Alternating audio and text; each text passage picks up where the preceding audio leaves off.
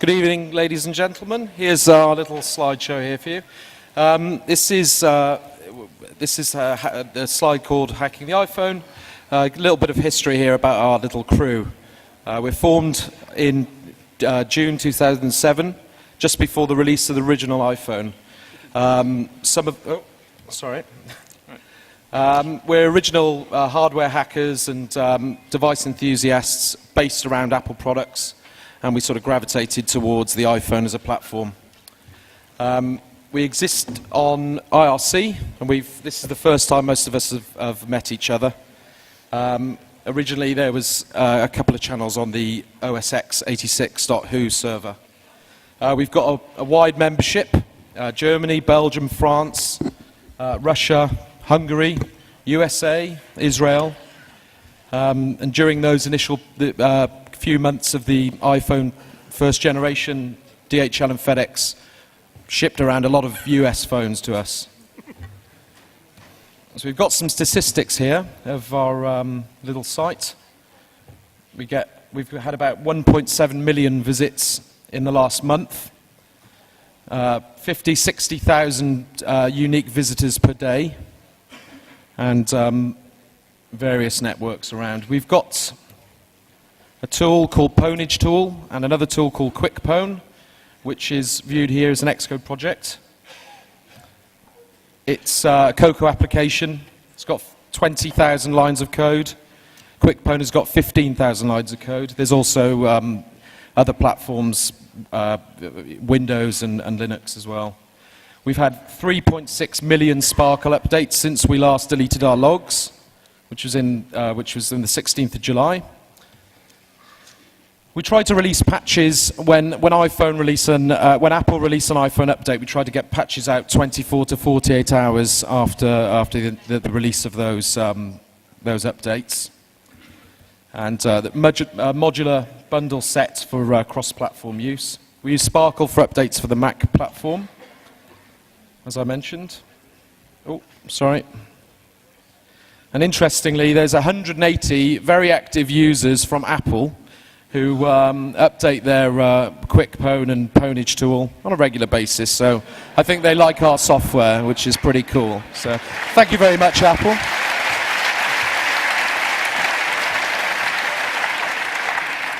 So I'll hand over to, oops, sorry. Not that far yet. Yeah, sorry. I'll hand over to, I'll just introduce my colleagues here. We've got Bushing on the end. He's one of the guys. This is Muscle Nerd. And this is Planet Being. I don't know why, but this is Planet Being. And we've got a bunch of other guys here who don't want to be identified for obvious reasons. But hello. Right there at the end. Yeah, they're over there. Yeah, wearing Pwn Apple T-shirts, and they speak Russian. So say hi, guys. So.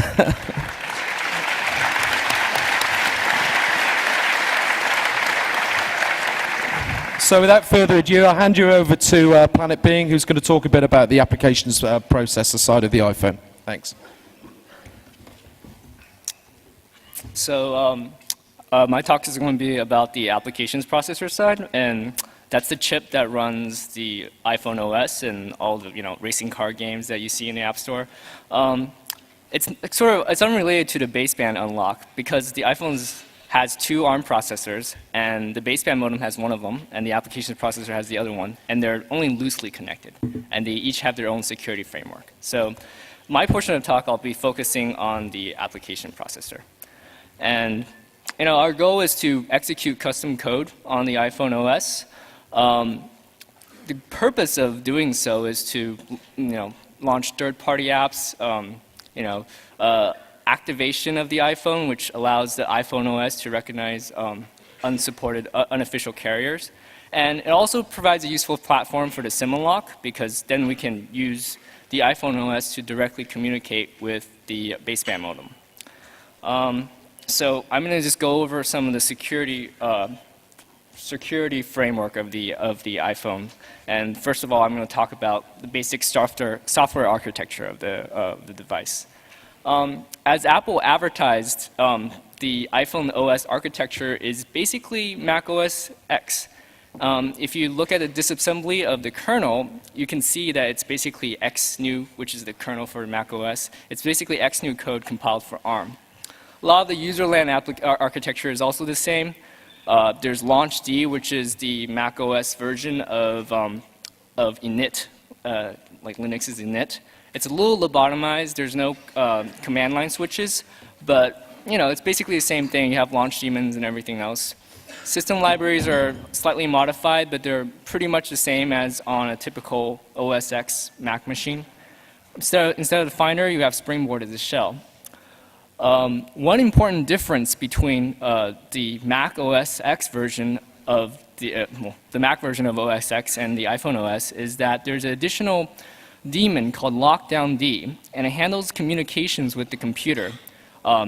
It basically is the gateway between the computer and the iPhone over the USB cable. It multiplexes the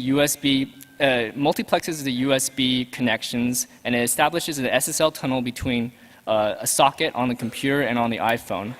And it's basically like iNetD. You can have different services that lockdown-D activates, services like mobile sync, mobile backup, and a rather important one for our purposes called AFC, which allows the computer to access a small jailed portion of the file system. So our goal here is to sort of subvert this and to modify the operating system so that we can run our own code. How do we do this? The iPhone OS runs on a primarily runs on a NAND flash disk.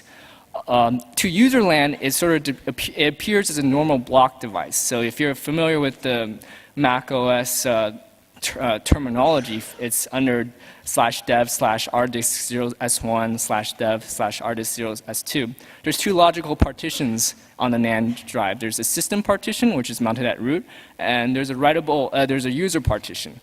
The system partition is read-only, and these are only logical partitions, and they sit on top of an FTL, which convert the logical partitions, which are better suited for traditional disk drives, to NAND flash geometries, which have peculiar things like being only able to erase a block at a time.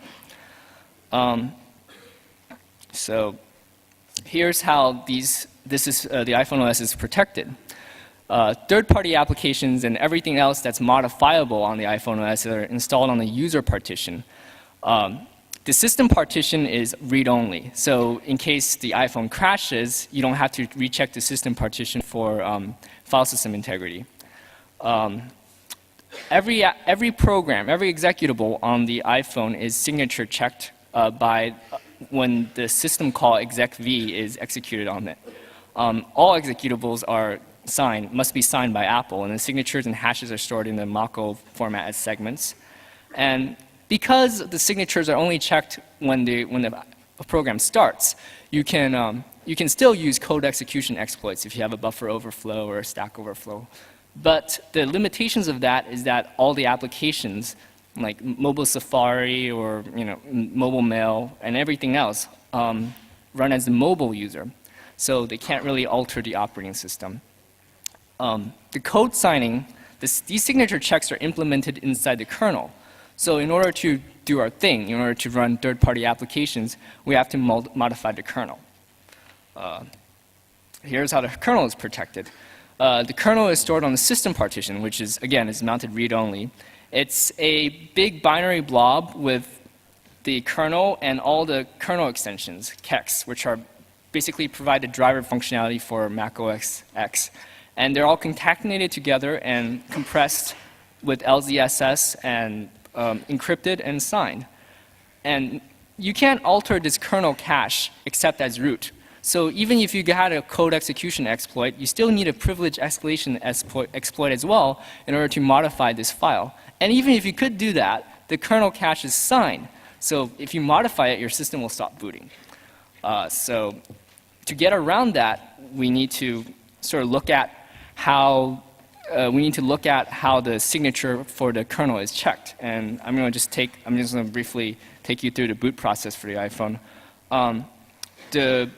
The first piece of code that's loaded on the iPhone is the boot ROM. It's secure boot, as Apple's terminology is. And name is kind of a lie, as you'll find out later. So the first thing that it does is it loads from NOR flash a program called LLB.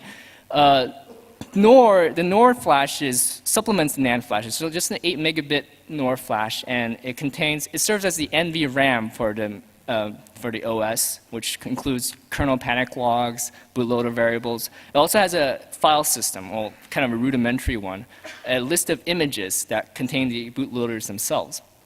So the LLB is, like the way I put it, is that it's the MBR for the NOR, which it does the same thing that the MBR does on like an x86 machine.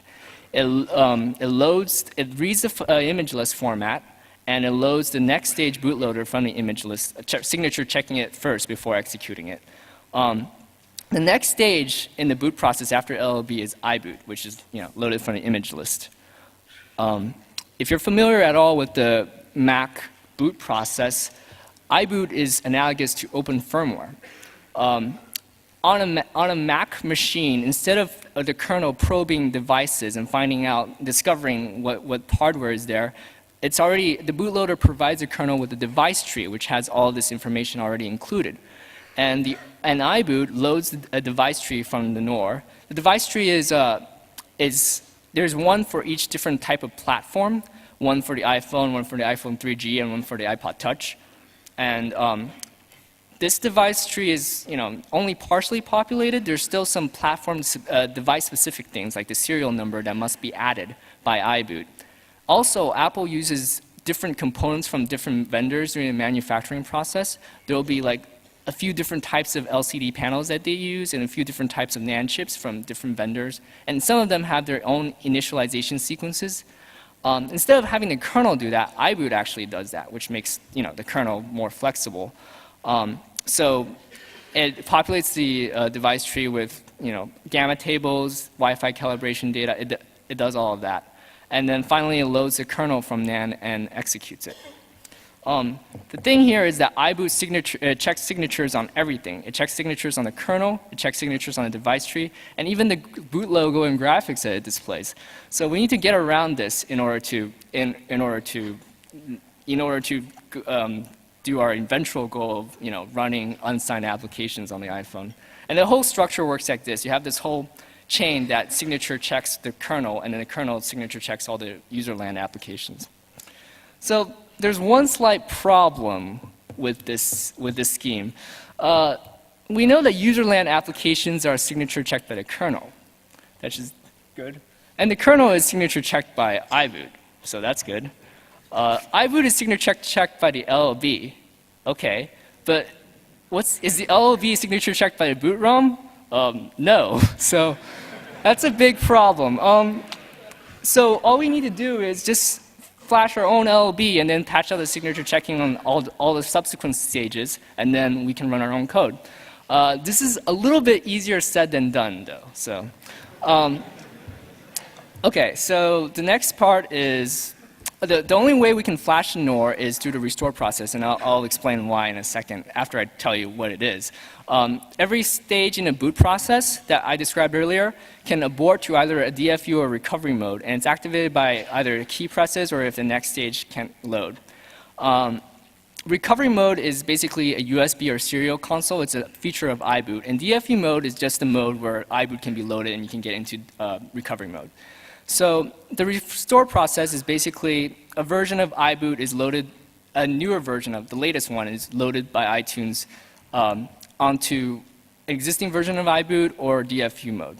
And then iTunes sends the latest kernel and a restore RAM disk to this iBoot. And then iBoot boots the kernel from the RAM disk. The restore process itself is actually conducted by this RAM disk kernel combination, a lockdown D daemon called restore D, the lockdown D thing as I described. It communicates with iTunes. It downloads an ASR image. I don't know if you guys know about ASR, but it's an Apple backup thing. ASR image from iTunes, and also downloads NOR firmware to be flashed. And the good thing about this process is actually fairly well designed.